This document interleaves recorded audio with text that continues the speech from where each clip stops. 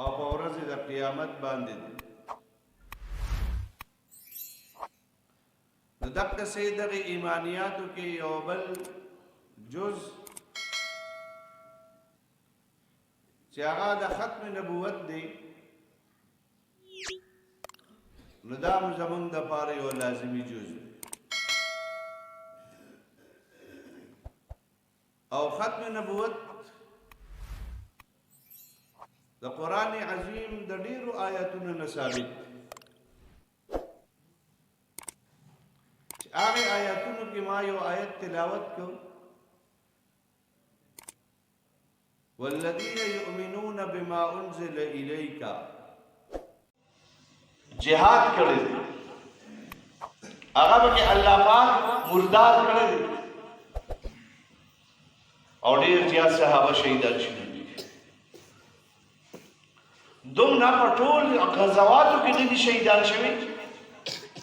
څومره چې د مسیلمه کذاب خلاف کوم جنگ شوی دی هغه کې صحابه شهیدان شوي. دا ولې دا صحابه دی امت ته خوله چې پیغمبر کومه دا خبره کړې زمانه بعد پس با دروغجن پیغمبران برازي، دجال پیغمبر برازي، داوا د پیغمبره بکې خدای خلاف بداس قرباني ورکوي لکه څنګه چې صحابه ورکوي دومره لوی قرباني ورکوي. ولیکن الحمدلله د پیغمبر په نبوت د دومره داغ راغلی دی د یو نبی په نبوت په داوی سره او نه به ان شاء الله راشي. دا اوس په دې سره کې دا پیدا شو کسل کاله دی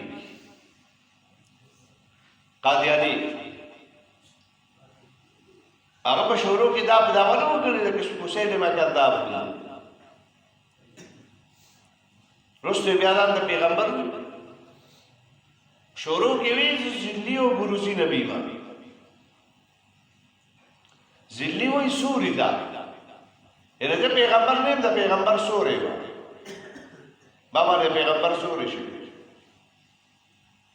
بروزی نبی ما داغه په شکل کې او داغه په تعلیماتو کې ظهور مشوي دی او داغه ظاهر دی. دا ورډیرا سنگینه فتنه وا خو الله دې علماء ولډیر لوی زهارت او فطانت ورکړي.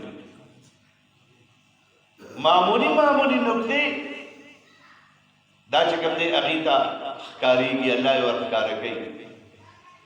نو د هغه قادیانی خلاف چې په دې خطه کې کمی قرباني وشو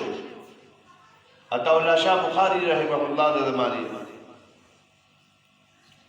مجلس احرار جوړ او دارنګ للکار مسلمانانو په دې خبره پوهه چې دا قادیانی هم هغه کذاب او دجالو کې چې کوم دی او دې ځان په پوهه کې او هغه تحریک وچلي هغه کوم ډیر زیات قرباني چې کوم دی وشلي. نن الحمدلله هر یو وړو کې تا نارینه تا زنانه تا پڑھا لیکو اور ټول ته چې کوم دی دا معلوم چې قادیانی کافر دا د علماو هغه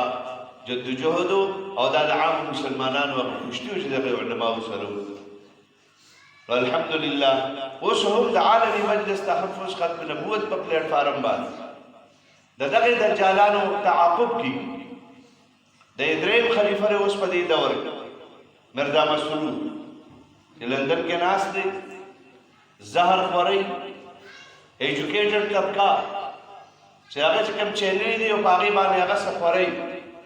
علما د هغه خلاف چې کوم دی الحمدلله په هغه میدان کې ولاړ دي او په دلایل سره د هغه د کتابونو په حوالو سره د هغه کفر چې کوم دی د ځوان ته دی چې کوم دی مسلمان تخکار کوي. الحمدلله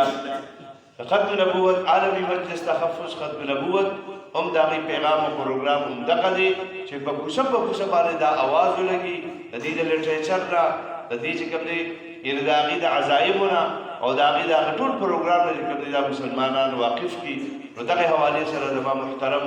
اوس د ماقام مدن آباد با